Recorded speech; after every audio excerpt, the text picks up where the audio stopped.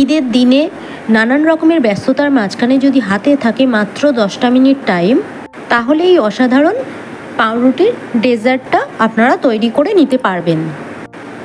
তো welcome to MS cooking. MS কুকিংয়ে আপনাদের সবাইকে স্বাগত জানিয়ে আজকে শুরু করছি পাউরুটির একটা অসাধারণ ডেজার্ট রেসিপি। আজ তৈরি করব পাউরুটির মালাই রোল। আমার মনে হয় পৃথিবীর সবথেকে সহজ একটা রেসিপি, আর খেতেও কিন্তু অসাধারণ লাগে। তো এখানে ব্রেড রোল মানে ডেজার্টটা বানানোর জন্য এখানে আমি ব্রেড নিয়েছি, আর এটা আমি নিয়েছি রেড কালারের ব্রেডটা। আর আপনারা এটা হোয়াইট ব্রেডটা ব্যবহার করলে কিন্তু দেখতেটা বেশি ভালো লাগবে। তবে এরকম আটার ব্রেডটাই কিন্তু বেশ ভালো হয় স্বাস্থ্যের জন্য। তো আমি এখানে আটার ব্রেডটাই ব্যবহার করি। আর আপনারা চাইলে এখানে ময়দার যে সাদা ব্রেডটা সেটা ব্যবহার করতে পারবেন, সেটাতে দেখতে একটু সাদা সাদা হয়। তো এখানে আমি ব্রেডগুলো নিয়েছি আর চতুর্দিকটা কেটে কেটে ফেলে দিচ্ছি, মানে বাদ দিয়ে দিচ্ছি চারিদিকটা। ঠিক এরকমভাবেই আমি বাদ দিয়ে দিচ্ছি। তো দেওয়া হয়ে গেছে। এবারে চাটুয়া বেলে নিয়েছি, নিয়ে আমি এই ব্রেডগুলোকে ভালো করে বেলে বড় করে নেব। একটু এরকমভাবে বেলে নেব। দেখতেই পাচ্ছেন সমস্ত ব্রেডগুলোকে আমি বেলে একটু বড় করে নেব।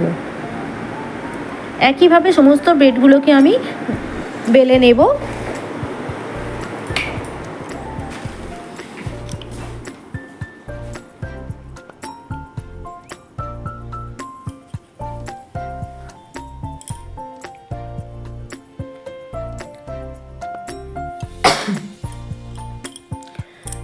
তো সব ব্রেডগুলোকে আমি এরকমভাবে বেলে নিচ্ছি। একটু সাইজে বড় আর পাতলাও হয়ে যাচ্ছে।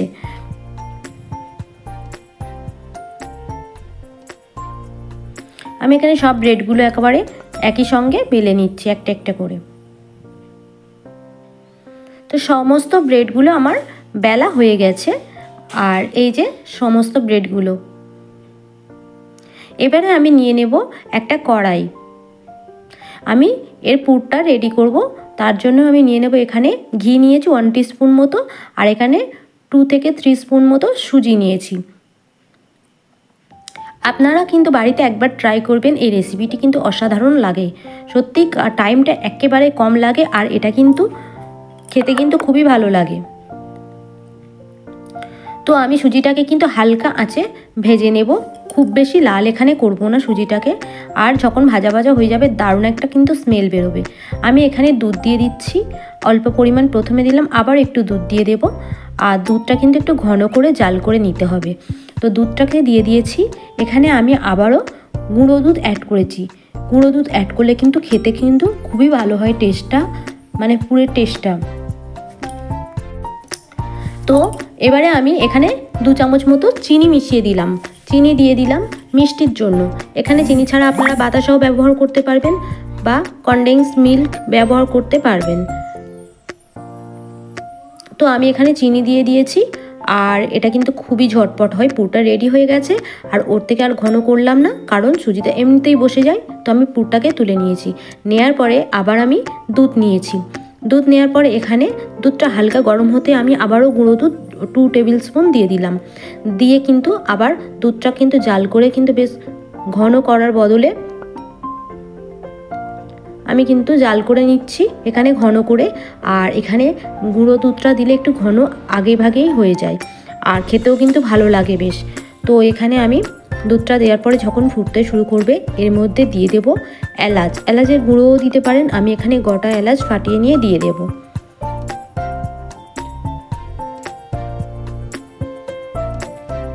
এবারে দিয়ে দেব এলাচ। আপনারা এলাচ গুঁড়ো থাকলেও দিতে পারেন। এলাচটা দিলে কিন্তু দুধটা মানে স্মেলটা খুবই অসাধারণ আসে, আর খেতেও কিন্তু বেশ ভালো লাগে মালাইটা।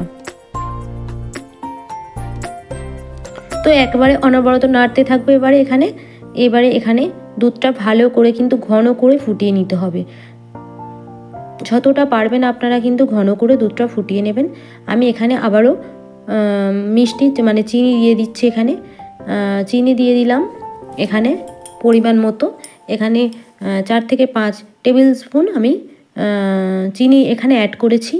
আর কিন্তু গন্ধটা কিন্তু খুবই অসাধারণ লাগছে। আর এটাকে কিন্তু ভালো করে একটু টাইম নিয়ে জাল করেই নিতে হবে, তাহলে কিন্তু মালাইটা কিন্তু খেতে কিন্তু অসাধারণ লাগবে।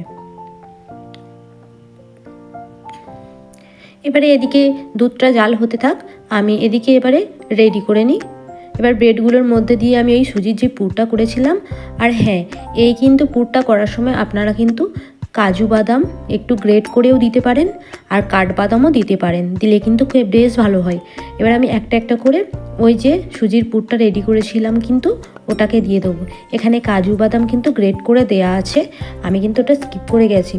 তো আপনারা অবশ্যই কিন্তু যে কোনো রকমের বাদাম, বিশেষ করে যদি কাঠবাদাম বা আমন্ড ভালো করে লম্বা লম্বা করে কুচিয়ে দেওয়া যায় কিন্তু দুর্দান্ত লাগে দেখতে, আর খেতেও কিন্তু অসাধারণ লাগে।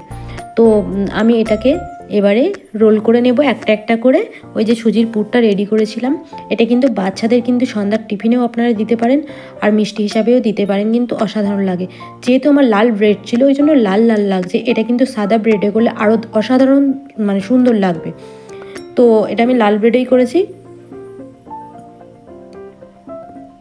তো এবার আমি সব এক এক করে নিয়ে নিয়েছি একটা পাত্রের মধ্যে নিয়ে, কিন্তু দুধটা কিন্তু খুব গরম আপনারা দেবেন না, আবার খুব ঠান্ডাও দেবে না, উষ্ণ যে গরমটা সেটা একটু একটু করে আপনারা উপর থেকে দিয়ে দেবেন। একেবারেও গরম দিলে হবে না, একেবারে ঠান্ডা দিলেও হবে না, তো এরকমভাবে ভিজিয়ে রেখে দেবেন। আর এটা কিন্তু গরম গরম সার্ভ করলেও ভালো লাগে, আর মালাই যেহেতু সেটা ফ্রিজে রেখে কিন্তু একদিন পরে খেলে বা রেখে দিলে দুদিন পরে খেলেও ভালো লাগে।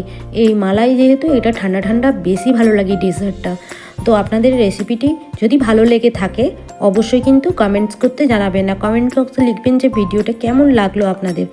আর এই এত কম টাইমে এরকম একটা ডেজার্ট রেসিপি আপনাদের কেমন লেগেছে অবশ্যই অবশ্যই কিন্তু কমেন্ট করে জানাবেন।